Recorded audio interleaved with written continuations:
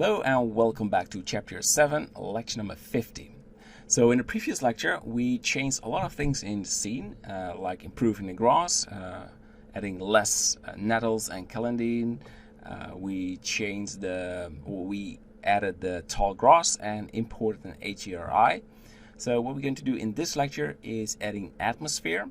And we're going to improve the grass and terrain a little bit. So small improvements, but all of these improvements together makes add more quality in the scene. So left click on the terrain because I like to start with that one. Go to object data and start with the grass small. Then you go to weight paint, and I want to fill this area a bit more with the grass. So let's highlight it. We want to have this area, and now we know that this area needs more density. So let's make the radius a bit bigger, and we just paint it over. And that should add a nice amount of quality. And I also want to, let's go to object data, mud disp. I want to add more strength to this area. So we will have more sort of heaps. And same for this, because I think it needs some extra. Just perfect. Alright, so two very important changes, and we're going to select this tree, and I like to move this a little bit more to the background, and that will have effect on the shadowing on the front, because that was looking very poor. There's a lot of shadows, and especially in the foreground you want to have as much detail as you can. Alright, so the next thing is very important as well. Go to the atmosphere and go to add, mesh, and cylinder. And now we have to find it. It's right there. Go to the edit mode, turn off proportional editing, and scale it more. And go to wireframe and putting it right there. Make it a bit smaller. So here is the camera, and I want to just have the foreground not filled with mist. So go to the material set. First go to the object properties, and you change this display as from texture to wire. So if you go now to solid, it will be transparent. We want to scale this as Z and move this upwards a bit like this. Okay, maybe a bit more. And we need to apply material, go for new, go to object, and we want to have volume scatter. Change volume to volume and disable the surface. Yeah, and a density of 0.002 and an anisotropy of 0.9. Alright, then you go to the light pad in the render properties, light pad, and you increase volume from 0 to 4. If you don't do this, your fog will look very low quality, and we don't want that. So some very important changes.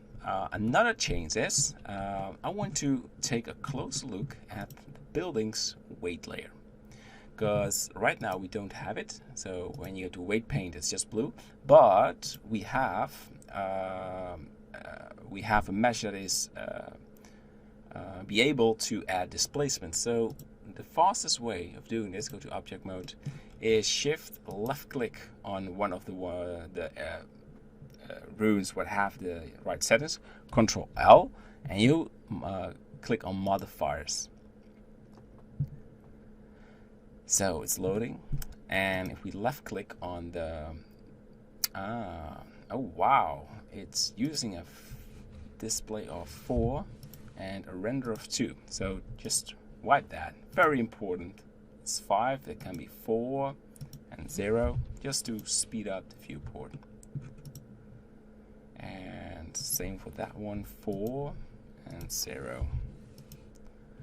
Alright, so focus on this building. I want to go to weight paint and lower the radius a lot and start painting right there. Alright, and we should do this on each angle or each edge from the tower. Maybe a little bit curvy. Alright. So this is a sort of my latest technique that I start using in my environments. Because my computer is more powerful and I switch from 2K to 4K renders, I started to frustrate me about the flat edges of buildings. And this way, it allows to add more detail on the corners. So in combination with some texture maps like leaking and dirt effects, it looks just beautiful. Alright, so we now need to go to object mode and go to the modify tab and start with a standard value of 3. Enable the displacement. Will look ugly, I will mention. I will warn you, not mention. You go to UV map, will look better. And now we go back to the displacement and change this to 0.03. And that will merge this a bit better. So if you have a value of 4, what will be the actually, it will look like this. So a nice, let's just see what happens. So we'll quick check on this rune. It's always good to just review it. All right. Well, that one looks fine to me, 0. Same for this main building. I want to copy the modifiers from the tower. Modifiers. And I want, it has a group. There is no group, but it's applying a group. I thought, what? Undisable. And we're going to add weight paint and just on this area. And there as well. And lower it. Perfect. And that's pretty much it. Maybe a bit more. But you do not want to affect this hole, otherwise it looks ugly. Good, good, good, good. Object.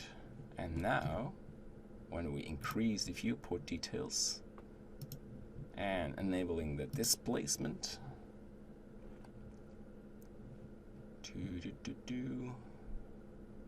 I enable the subdivision and change the patches to UV map. Otherwise, it looks very small.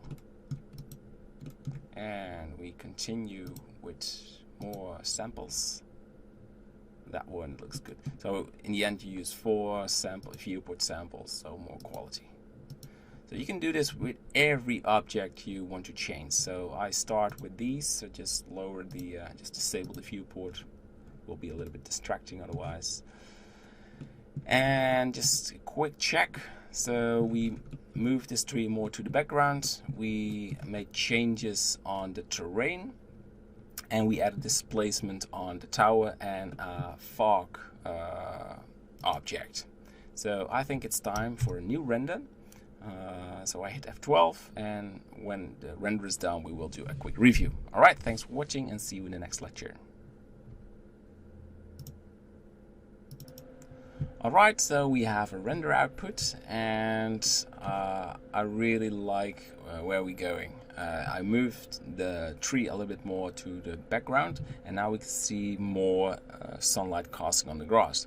I think I moved a bit even more because there's too much shadow still, but you can see what kind of improvement you have when the grass is highlighted.